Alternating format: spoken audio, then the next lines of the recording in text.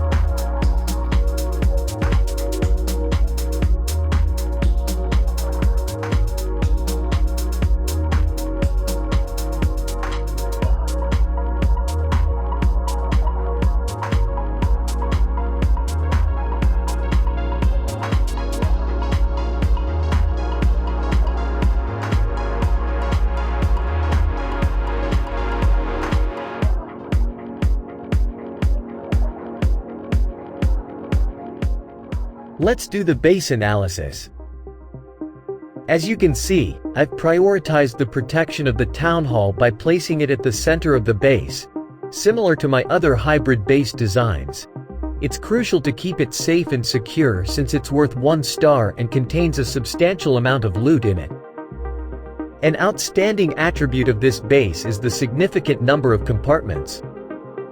They are cleverly placed throughout the layout, and their purpose is to hinder the enemy's troops' advancement, leading to either a timeout or the opponents running out of troops.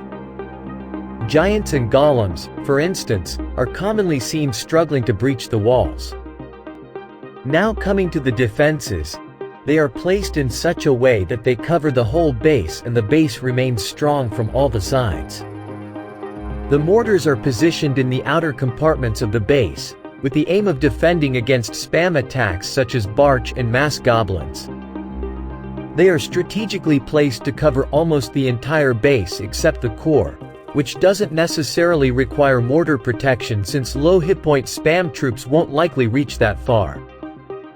Every outer compartments of the base covered with archer towers, carefully positioned with ample space between them, providing comprehensive protection against air and ground attacks. This layout ensures a balanced distribution of defenses throughout the base, enhancing its overall effectiveness against all types of attacks, be it airborne or ground-based. The correct placement of wizard towers is critical for a strong Town Hall 11 defense. These towers are among the most important defenses, so it's crucial to position them where they are well protected and can cover most of the other defenses. Therefore, separating them into different compartments is the optimal choice. In this base, you can see that the wizard tower's ranges cover most of the defenses, which is precisely what we aimed for. When you are making a base yourself or you get it from somewhere else, it's crucial to evaluate the wizard tower's range and ensure that they cover more than 3 or 4 defenses. Otherwise, you may need to reconsider their placement. Talking about air defenses, to avoid being taken down by lightning spells as a group, air defenses are separated into multiple compartments. They are deployed in compartments near the base's core. Their range covers nearly the whole base inside the walls, and when combined with other air defense buildings, this base becomes a beast against air attacks. The air defenses are paired with air sweepers, which contribute to increased defense against air attacks such as lava loons, mass dragons and electro dragons. The Eagle artillery is put in the central compartment of the base since it is the most powerful and vital defense at Town Hall 11. Thus it only makes sense to place it there right in the core. Its range encompasses the whole base except first 7 tiles, which are taken care of by other defenses. The Inferno towers are crucial defenses at Town Hall 11 after the Eagle artillery, and we need to prioritize their safety while making sure they contribute to the base's effectiveness. Therefore, I've placed them close to the base's core, where they are well protected and can cover important defenses like expos, Eagle artillery, and important buildings like Town Hall, and Dark Elixir storage with their range. You must configure the Inferno Tower mode in accordance with the armies you face. If you face lower hit point but higher troop count armies, such as miners, bowlers, and witches, you should use multiple mode. If you face high hit point troops, such as electro dragons, P.E.K.K.A.s, and golems, you should use single mode. Cannons are strategically placed where they are needed, contributing to the overall balance of the base and allowing it to defend itself effectively against ground attacks. Expos are well protected in these 4 compartments near the core, and they are set to both ground and air, because as I saw, I was targeted by both ground and air armies, so setting it to ground just for the additional range isn't really worth it. At TH11, we have 2 bomb towers divided into these 2 compartments. They have a short range but a spatial ability in which they deal damage like a giant bomb, which is why we placed them next to these wizard towers and multi-inferno tower, because when they combine to any defensive building that deals splash damage, they show their power. For example, when opposing group armies like minor armies or hog armies come to this compartment, these armies are already damaged by other defenses. Then the bomb tower pops like a giant bomb, and then multi-inferno and wizard tower do rest of the job. We have placed our heroes, the archer queen and the barbarian king, across different compartments in the base. They are strategically placed with other critical defenses to ensure that they are not easily drawn out by the enemy troops. Our heroes are particularly effective against aerial attacks such as lava loon and ground attacks like hogs.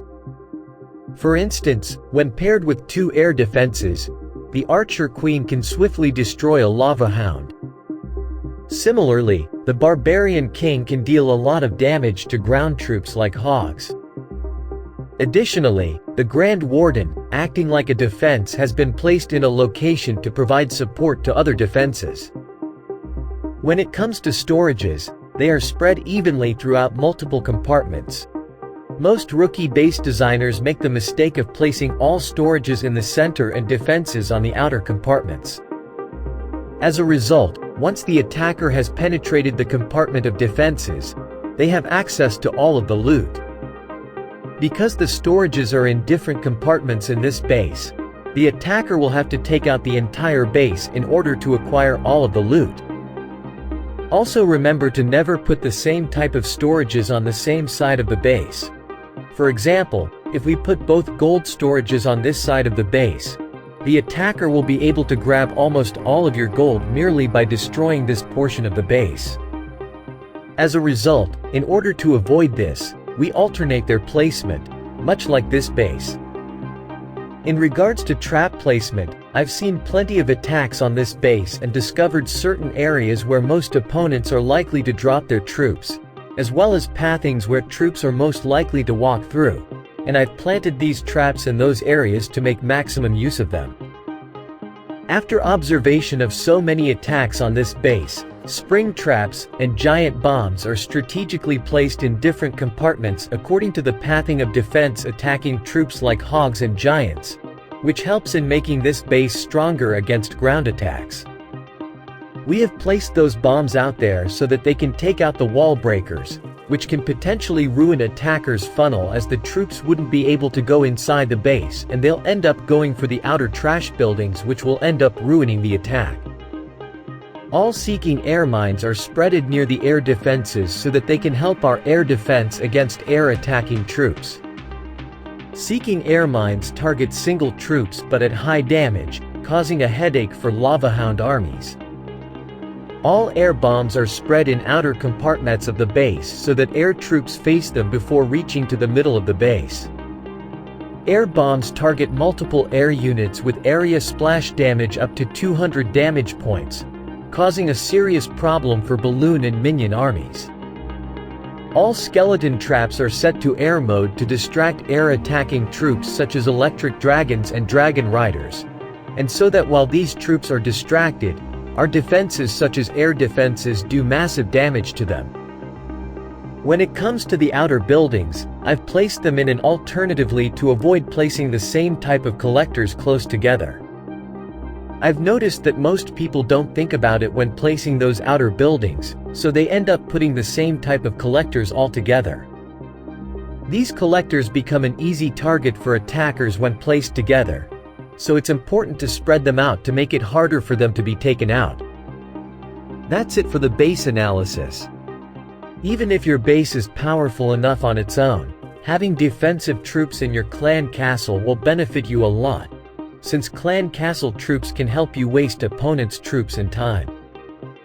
Having clan castle troops is necessary to make the maximum use of our base's centralized clan castle function.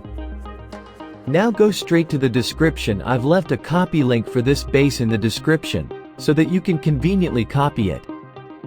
That concludes this video. I'll see you in the next one.